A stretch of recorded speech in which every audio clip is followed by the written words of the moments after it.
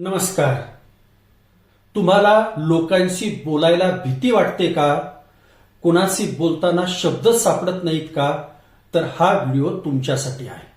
आज आपण बोलण्याची कला, कम्युनिकेशन स्किल कशी सुधारायची हे सोप्या पद्धतीने त्या ठिकाणी पाहणार आहोत आणि तुमचं भाषण कला विकसित करणार आहोत. बोलण्याची कला का महत्वाची आहे? तर बोलण्याची कला ही आयुष्यभर उपयोगी पडणारं कौशल्य आहे.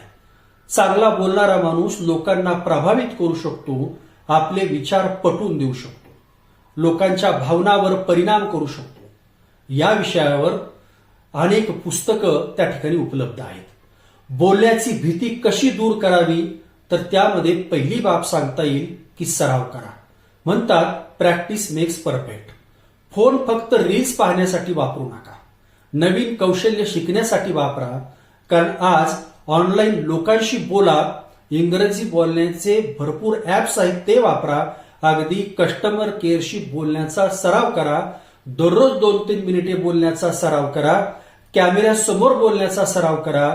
त्यामुळं तुमचं बोलण्याचं कौशल्य त्या ठिकाणी विकसित होईल. ज्या विषयात तुम्ही चांगले आहात त्यावर बोला. यामुळं त्या विषयाचा बोलण्याचा आत्मविश्वास वाढतो आणि तुमच्या मनातील भीती हळूहळू कमी होते, व्यक्त होण्याची क्षमता वाढते.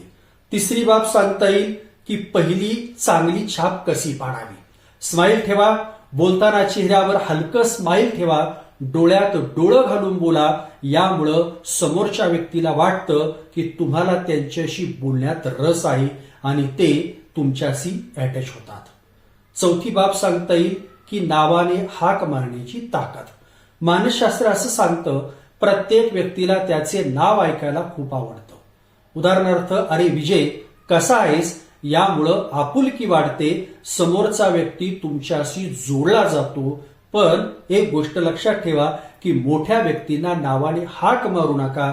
हे बंधन त्या ठिकाणी पाळलं पाहिजे. एकंदरीत चांगलं बोलणं हे जन्मजात कला नसते, ती सरावानं विकसित होते. सराव करा, आत्मविश्वास ठेवा, स्माईल ठेवा आणि हळूहळू तुम्ही प्रभावी वक्ते बना. धन्यवाद.